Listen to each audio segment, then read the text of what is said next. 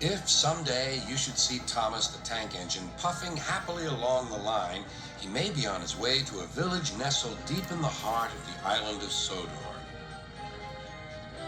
One November morning, Thomas whistled to all his friends. "It's nearly Thanksgiving, and I'll bring you lots of letters and parcels." But then an early snowstorm came.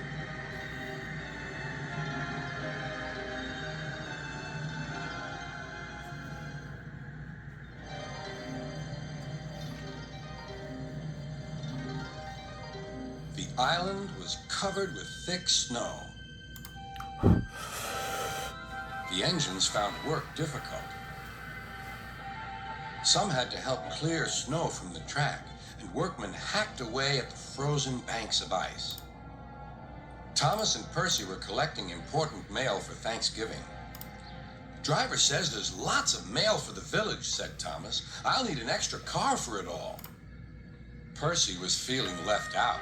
"It's not fair. You're not leaving any mail for me." But Percy's chance had come. "There's been a change of plan," said Thomas's driver. "Sir Topham Hatt needs us at the big station. Percy, you are to take Thomas's train to the village." Percy was delighted. Thomas was sad. "I won't be able to say Happy Thanksgiving to all my friends." "Don't worry," said Percy kindly. "I'll do it for you."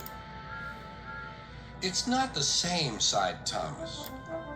Percy was making good time on his way to the village when suddenly, "What's that?" called his driver. There ahead was a fog man by the line. He was holding a red light.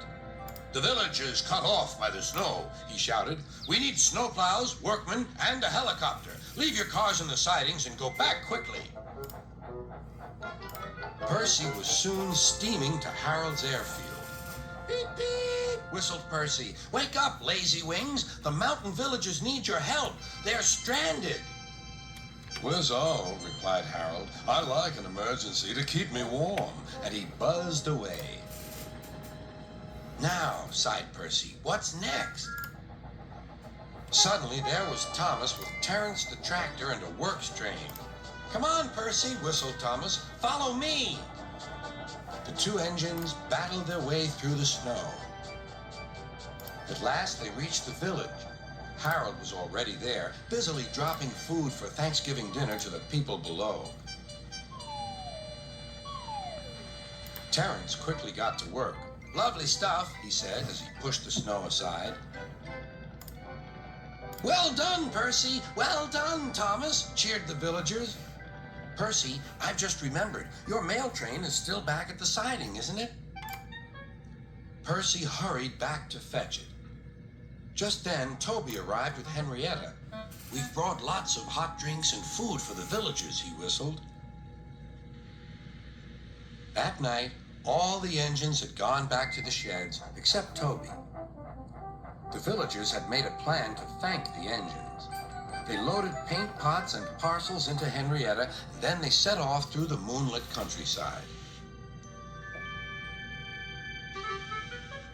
All the engines were fast asleep in the sheds as Toby ran silently into the yard.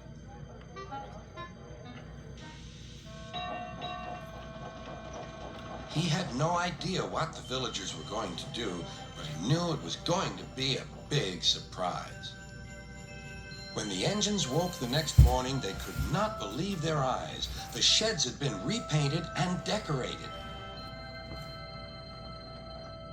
The engines whistled in delight, and everyone agreed that it was a really happy Thanksgiving.